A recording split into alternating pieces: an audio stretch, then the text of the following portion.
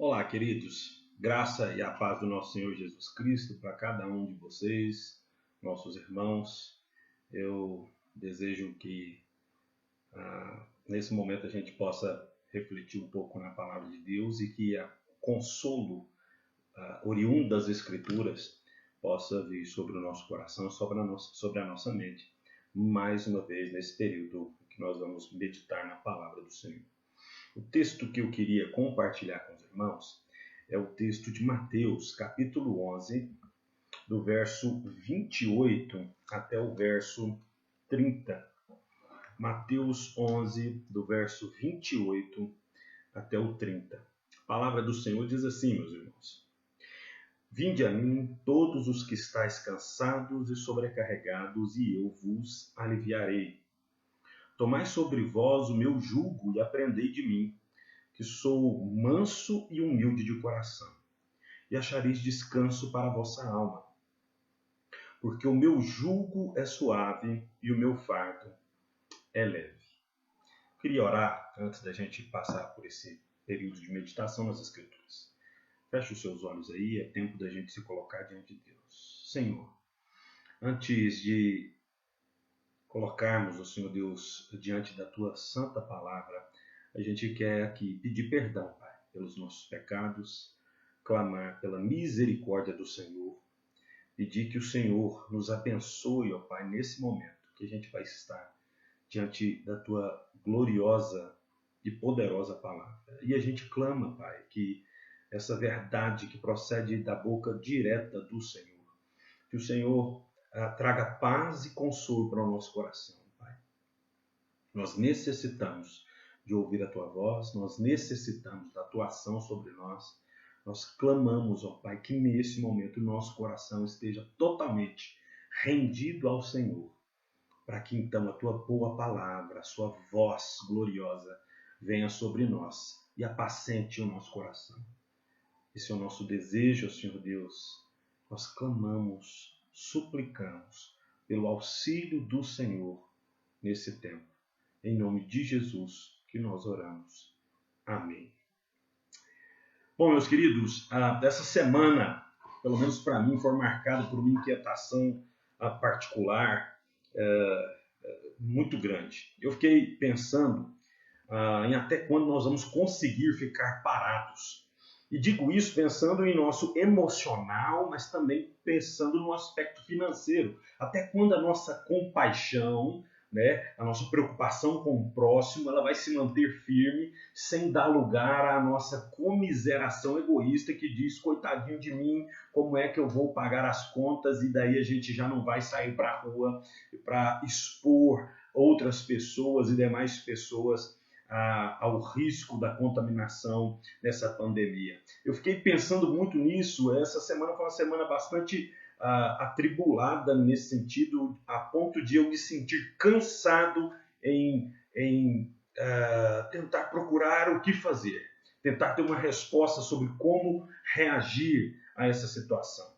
Ainda nessa semana eu li um sermão de J.C. Ryle, escrito em 1866, que marcou profundamente o meu coração. E ele basicamente diz que toda a mazela que vem sobre os homens é o próprio dedo de Deus a conduzir a sua nação, a mostrar que a sua nação está praticando coisas que não lhe agradam, é ele fustigando o seu povo, ou ele também conduzindo como quem conduz um rebanho com o seu ferrão para que o povo tome a direção certa. Então, para concluir, eu comecei a assistir uma pregação de um pastor que eu admiro muito, e logo no início do sermão ele diz o que fazer quando não saber o que fazer. E aí eu estava com o coração tão pesado que eu confesso que eu não consegui assistir o sermão desse grande pastor. Os meus ombros, de fato, estavam pesando 1 tonelada, meus irmãos. Minha mente estava cansada de tentar prever o que seriam as coisas ou como seriam as coisas daqui para frente. Meu coração transbordava de ansiedade, de estafa, tentando encontrar uma resposta para tudo.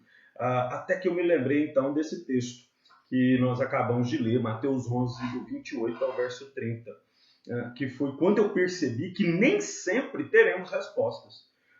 Quem foi que disse que temos que saber de tudo? Quem foi que disse que temos sempre que ter uma opinião formada sobre tudo? Plagiando aí o Raul Seixas, né? Quem foi que disse que a gente tem que saber do futuro? Quem foi que contou pra gente esse engano de que a gente consegue prever o futuro? Então Jesus diz essas palavras em uma situação bastante particular. Esse texto que nós acabamos de ler, João Batista estava preso por denunciar o casamento pecaminoso de Herodes com a mulher do seu próprio irmão. E o interessante disso é que os judeus, aqueles que eram a igreja naquele tempo, os escribas e os fariseus, não fazem nada para ajudar João. E isso mostra o quanto João não era alvo da simpatia dos religiosos da época. E uma verdade precisa ser dita, né? A mensagem de João era bastante dura e por isso, é bem provável que por isso esses homens não tinham tanto apreço por João, assim, a ponto de lutarem pela libertação de João. Haja visto que João não tinha feito nada de errado. E também já era de se esperar esse comportamento dos escribas e fariseus, haja visto que João é aquele que anuncia a chegada do Cristo e anuncia isso com honras e com devoção. E quando Cristo chega, ele o trata com toda essa honra e devoção. E a gente sabe que os escribas e fariseus estavam plenamente enciumados com a mensagem de Cristo, que era diferente, era poderosa e não era como a mensagem pesarosa dos escribas e fariseus. Então, o capítulo 11 de Mateus, ele começa a apresentar algumas certas oposições que Cristo começa a receber no seu ministério. Né? Existem aqui algumas cidades que rejeitam a mensagem de Cristo, mesmo tendo contemplado todas as grandes obras e milagres que Cristo realizou. Então, Jesus anuncia a condenação que virá sobre essas cidades, até que Jesus, então, faz o convite gracioso para toda a alma cansada, que é o texto que nós acabamos de ler, Mateus 11, 28 ao verso 30. E é com base nesse texto que eu queria meditar com os irmãos hoje. As palavras de Jesus prometem consolo para aqueles que estão lutando contra a dureza da vida. Um teólogo chamado Champlin, ele diz o seguinte: não existe peso maior que a percepção de que a verdade procurada pela alma não é encontrada. Todos nós buscamos a verdade sobre algo, ou sobre como nós devemos agir, o que é o certo a ser feito. Estamos todos à procura de um sentido para todas as coisas. Mas Jesus nos ensina nesse texto aqui que nem sempre a gente vai encontrar a resposta para todas as coisas, mas a gente pode encontrar alguém que console a nossa alma em toda essa tribulação na busca pela verdade. E a primeira lição que Jesus nos ensina aqui: aceitar um convite pode fazer toda a nossa vida diferente. Os estudiosos, quando vão comentar sobre esse texto de Mateus 11, 28 ao 30, eles sempre vão falar que Jesus está falando com os religiosos da época. Jesus está denunciando o falido sistema religioso dos escribas e fariseus, que não trazia consolo e paz para a vida de ninguém, mas muito pelo contrário, trazia peso sobre os homens. Trazia peso sobre os homens. Enquanto os escribas e fariseus diziam uns aos outros: façam isso e façam aquilo, Jesus está dizendo para os homens: venham a mim. Enquanto o sistema religioso falido dos escribas e fariseus recomendavam tarefas, sacrifícios, Jesus recomenda: aceitem o meu convite, se acheguem a mim. Enquanto os religiosos estão dizendo façam, a resposta para tudo está no fazer, Jesus está dizendo: venha a mim e descansem.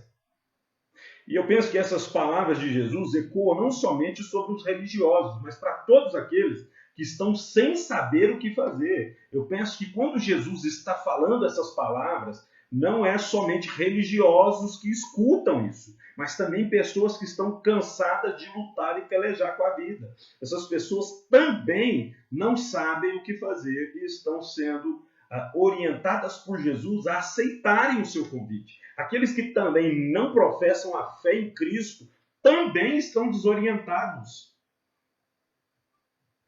e precisam serem orientados por meio desse convite que Cristo está fazendo.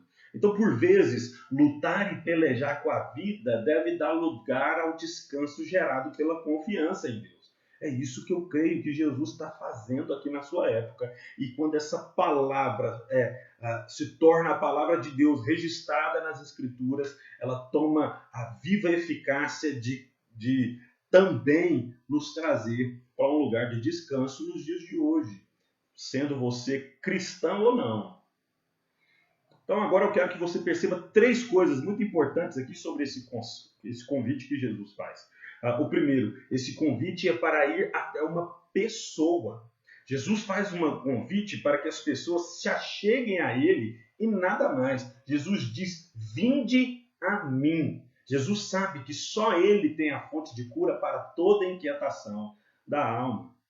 Ele não é o que Jesus está fazendo aqui não é um convite a uma reunião do AA, dos Alcoólicos Anônimos, onde as pessoas se ajuntam e compartilham de todas as suas lutas, né, na dependência química. Eu não tenho nada contra o AA, mas o que Jesus está convidando as pessoas para participarem não é de uma reunião, mas de um encontro pessoal com Ele. Jesus também não está chamando as pessoas para aquela famigerada, conhecida constelação familiar, que diz que por um ato de regressão às suas origens, você consegue resolver todos os problemas e as inquietações da sua vida, e muito menos Jesus está chamando aqui as pessoas para uma reunião de pirâmides financeiras que prometem solucionar todo o problema financeiro das pessoas. Jesus convida as pessoas para se achegarem a Ele, somente a Ele, a pessoa dele. Só Jesus pode reorganizar a nossa alma, acalmar o nosso coração. Só Jesus é o remédio para um coração ansioso. Só Jesus pode manter calmos os homens nas suas tempestades. Só Jesus continua inabalável quando em nossa vida tudo parece incerto. A gente precisa se achegar a Ele. Precisamos aceitar o convite dele. A segunda coisa a se considerar ainda sobre esse convite é para todos. Diz o texto, vinde a mim todos os que estáis cansados e sobrecarregados. Jesus não faz acepção de pessoas. Muitos podem pensar, eu não posso me achegar a Cristo nessa condição. Existem também aqueles que vão dizer, me achegar a Cristo somente nesse momento de crise e necessidade parece desonesto. Parece ser desonesto com Jesus, me achegar a Ele nessa pandemia. Mas nesse texto, Jesus está convidando todos, sem distinção, todos os que estão cansados e sobrecarregados. Não importa como você esteja, muito menos o que você fez ou faz. Jesus convida a todos que não estão suportando mais a dureza da vida. Pense um pouco sobre isso. Jesus se apresenta nas Escrituras como aquele que veio para os doentes e não para os sãos. Aqueles que estão bem, ok, tudo certo, mas aqueles que estão padecendo, Jesus é a solução para esses. Se nesse momento a sua alma está abatida e cansada, se você precisa de descanso, é só em Cristo que você vai poder obter isso. Permita com que seu coração encontre a paz que Cristo tem para oferecer para você. Terceira coisa, se falar sobre esse convite ele é endossado por uma promessa. Veja aí, vinde a mim todos os que estáis cansados e sobrecarregados e eu vos aliviarei. É promessa de Deus isso. Jesus nos convida e garante que seremos curados em nossas enfermidades da alma. Jesus diz que aqueles que aceitarem o seu convite serão aliviados. Toda a carga que está sobre os nossos ombros será retirada. O fardo das incertezas, as inquietações do coração serão removidas. Talvez ainda exista alguém que diga, será que Jesus pode realmente fazer isso comigo? Eu te desafio. Entregue a sua vida a Jesus, vá até Ele e se permita conhecê-lo e verás do que esse simples homem que andou sobre as águas, curou cegos e aleijados, multiplicou pães e peixes, alimentando milhares e milhares de pessoas, que dava ordem à natureza e que por fim foi crucificado e venceu a morte, pode fazer com a sua vida. Esse simples homem Ele pode curar a sua alma. Ele pode trazer descanso. Ele pode aliviar a carga. Trago à memória toda a inquietação dessa semana que experimentei, que pode também ter sido a sua. Eu trago à memória as palavras do sermão do pastor que tanto admiro. O que fazer quando não se sabe o que fazer? A resposta é simples. Atenda ao convite de Jesus. Caso você esteja preocupado com o futuro, com o que será depois de toda essa crise, faça o que Jesus diz para ser feito. Vá até Ele e receba dele alívio. A segunda lição que tiramos desse texto é tornar-se um aprendiz nos faz diferentes. Olha o verso 29. Tomai sobre vós o meu jugo e aprendei de mim, porque sou manso e humilde de coração, e achareis descanso para a vossa alma. Ainda estamos aqui falando sobre o convite de Jesus. Nesse convite precisamos seguir algumas orientações de Cristo se queremos mesmo ter aliviadas as nossas cargas e preocupações. Nós precisamos não somente nos achegar a Ele, mas também é preciso tomar duas atitudes diante dele. Primeiro, precisamos tomar sobre nós o que Cristo oferece. Jesus nos orienta aqui no verso 29, tomai sobre vós o meu jugo. Podemos entender como jugo aquelas cestas que são colocadas sobre os jumentos para carregar as cargas, ou então aquela estrutura de madeira que vai sobre os bois, que garantem que o boi então puxe a carroça ou o carro de boi. Mas no contexto de Israel, esse jugo também pode assumir o sentido de conteúdo e ensinamentos que um mestre, um professor possui. Lembre-se do apóstolo Paulo, que dizia que se assentava aos pés de Gamaliel. A imagem do jugo cabe nessa perspectiva, como Paulo assumindo todo o conhecimento e os ensinamentos de Gamaliel sobre a sua vida. Jesus também é um mestre, Jesus é um professor, Jesus tem uma carga para depositar sobre nós, um conhecimento, ensinamentos dele que podem então trazer consolo e paz para a minha e para a sua alma aflita. Sendo assim, Jesus está nos convidando para se achegar a Ele e obter dele conhecimento. Levando então a imagem na sua literalidade, Jesus está dizendo, peguem o meu conhecimento, a minha verdade e coloquem sobre vocês. Tomai sobre vós o meu jugo. Uma outra atitude que precisamos é nos tornar aprendizes dele. Tomar o jugo de Jesus e aprender dele é ser seu discípulo. Tomar o jugo de Cristo é viver segundo ele vive, sobre a proposta de vida que ele oferece. E nesse caso é viver a vida que Jesus oferece.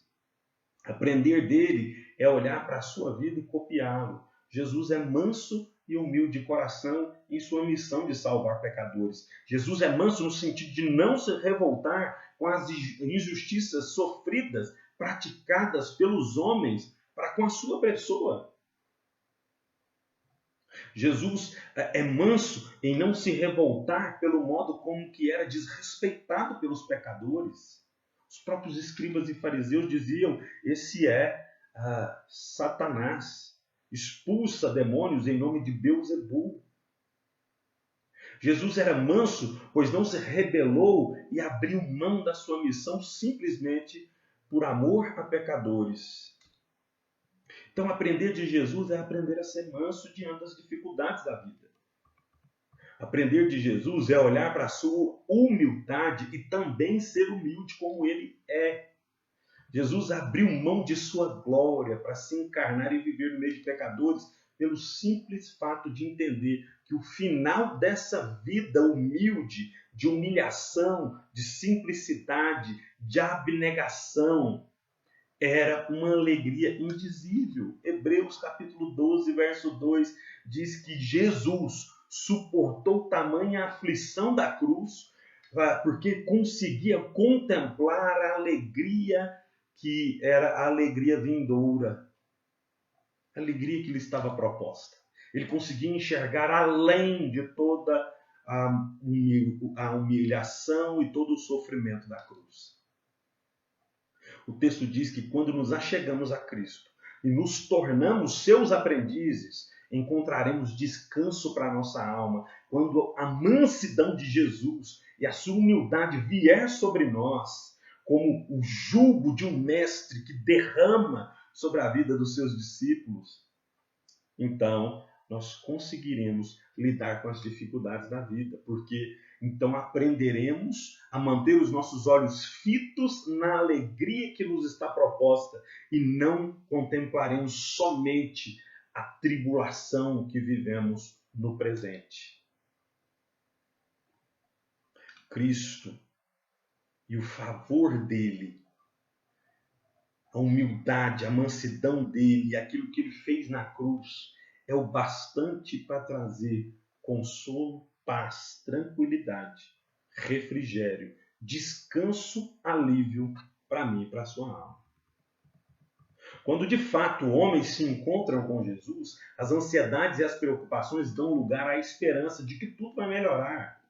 Aprender de Jesus é descansar na certeza de que Deus tem poder para vencer o nosso maior inimigo. Então, olhe para tudo que estamos vivendo hoje e descanse a sua alma em Jesus. Confie em Jesus. E a terceira e última lição que a gente pode tirar desse texto é que em Jesus temos libertação de nossas cargas. O verso 30, porque o meu jugo é suave e o meu fardo é leve. O termo jugo usado por Jesus aqui também é associado ao pesado fardo da lei que escribas e fariseus colocavam sobre a vida dos fiéis. Se você não obedecer às leis e tradições, Deus não te aceitará. Essa religiosidade centrada no desempenho dos homens trazem estafa e morte, trazem peso. O próprio Jesus diz isso a respeito dos fariseus, Mateus 23, verso 4, ele diz, na cadeira de Moisés se assentaram os escribas e fariseus. Portanto, tudo o que vos disserem, isso fazei e observai, mas não faça conforme as suas obras, porque dizem e não praticam, pois atam fardos pesados e difíceis de suportar, e os põem aos ombros dos homens, mas eles mesmos, nem com o dedo sequer, querem movê-los. O que Jesus questiona aqui não é a obediência aos mandamentos de Deus, mas sim colocar essa carga sobre as pessoas, sendo que ninguém consegue cumpri-los e ninguém consegue carregar esse peso e esse fardo, a não ser o nosso Cristo Jesus. Então essa religiosidade centrada no homem é uma religiosidade centrada no homem que Jesus está dizendo que deve ser combatido. Jesus deixa claro que ele é o centro de tudo. Ele e a sua obra na cruz precisa ser o fardo que os homens carregam e não a culpa de não conseguir cumprir todos os aspectos e requisitos da lei. Quando a nossa vida estiver centrada nele, na sua obra, então será retirado dos nossos ombros todo o peso de não conseguir cumprir a lei.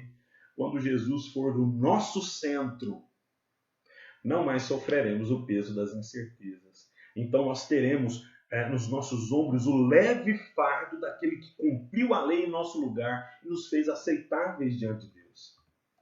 Meus irmãos, lembre-se do apóstolo Paulo, de como ele era zeloso da lei, perseguindo os cristãos, assolando a igreja, mas quando ele se encontra com Cristo, ele assume que nunca tinha estado com Deus, de que o grande presente que Deus tinha para ele foi revelado em Cristo e não no seu cumprimento e não no seu guardar da lei. Uma religiosidade vazia e não centrada em Cristo pode fazer de nós nada mais, nada menos do que homens à procura da verdade. Homens que se estafam buscando solução para todas as coisas. Assim como estava Paulo. Mas em Cristo nós encontramos a verdade. Em Cristo encontramos alívio e descanso para nossas almas. Concluindo, meus irmãos, talvez você esteja assim hoje, esgotado, sem saber o que fazer. Talvez você ainda não conheça a Cristo e eu quero te dizer que Ele te convida para estar com Ele, desfrutar da paz que Ele pode te oferecer. É uma paz que nenhuma outra pessoa, ou nenhuma outra coisa, ou uma quantia em dinheiro pode trazer para o coração do homem, mas a paz que o Filho de Deus conquistou na cruz. Somente nele a gente pode desfrutar disso. Ou talvez você esteja como eu estive nessa semana, preocupado, inquieto, apreensivo, inseguro. E eu quero te convidar mais uma vez a se achegar diante daquele que nos promete alívio e descanso para a nossa alma. Eu queria te convidar para a gente orar juntos agora. Senhor, eu quero nesse momento clamar para que todo aquele, ó Pai, que está ouvindo essa mensagem hoje, ele possa compreender, ouvir o convite que o Senhor faz para ele. Para que ele possa então se encontrar verdadeiramente com o Senhor e desfrutar desse alívio e desse descanso que o Senhor promete aqui nesse texto. Pode ser, Senhor Deus, que tenha pessoas que nunca tenham se aproximado verdadeiramente do Senhor. Que eles compreendam, Pai, que esse convite que o Senhor faz é para todos. E que não importa a situação a qual ele esteja vivendo, esse encontro pode transformar vidas, Pai. Mostre para essa pessoa, Senhor Deus, o quanto o Senhor é Deus glorioso e poderoso e que pode sim acalmar o coração dos homens na maior crise que possa existir. Da mesma forma, Senhor Deus, eu peço pelos meus irmãos aqui da igreja, homens e mulheres que já confessaram o Senhor Jesus como seu Senhor, mas que diante das intempéries da vida, diante das dificuldades, das incertezas, das inseguranças, titubeiam e se enfraquecem. Pai, no nome de Jesus, hoje é dia de encontro com o Senhor. Hoje é o dia de pessoas se renderem à tua presença. E eu clamo, Senhor Deus, que o Senhor ministre paz, alívio, descanso, porque um Deus que nos ama profundamente, a ponto de enviar seu próprio Filho para nos resgatar da escravidão do pecado, ele não há de nos deixar sem cuidado. Pai, que essa verdade tome o nosso coração e que esse início de semana seja um início glorioso, porque nós nos dispusemos no coração a nos encontrarmos com o Senhor e a desfrutar da sua promessa de alívio e de descanso.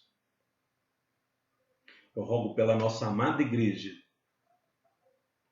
para que todo irmão que escute essa mensagem possa ser tocado pelo Senhor. Apacente os corações que estão aflitos, ó Pai, por não poderem congregar, estar juntos. Irmãos que já têm quase um mês, ó Senhor Deus, que não podem ir à igreja. Eu peço pelas nossas irmãs queridas, nossos irmãos que já alcançaram a melhor idade,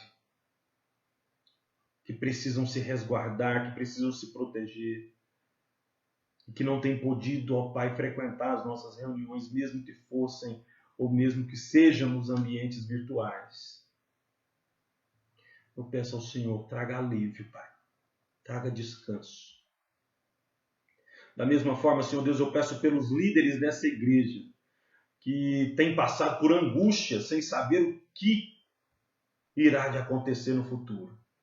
Eu peço por cada empresário, ó Pai, que faz parte da nossa igreja. Eu peço por cada assalariado que faz parte da nossa igreja, que tem passado por momentos, ó Senhor Deus, de incertezas. Cada empregado, ó Pai, cada empregador. Pai, que o Senhor traga alívio, consolo, descanso e a certeza de que o Senhor está sempre a cuidar de nós. Que o dedo de Deus está sempre sobre nós. Traga, Senhor Deus, o consolo de que nós temos um Jesus Cristo que nos oferece alívio e descanso. É no santo nome de Jesus que nós oramos agradecidos por tudo que o Senhor nos tem feito. Amém. Meus irmãos, que a graça do nosso Senhor Jesus Cristo, o amor de Deus, e a comunhão do Espírito Santo sejam sobre todos e sobre toda a igreja do Senhor Jesus espalhada pela face da terra. Deus os abençoe e que nós tenhamos uma semana, então, de alívio e de descanso na presença do nosso Deus grandioso e maravilhoso. Deus abençoe a todos. Fiquem em paz.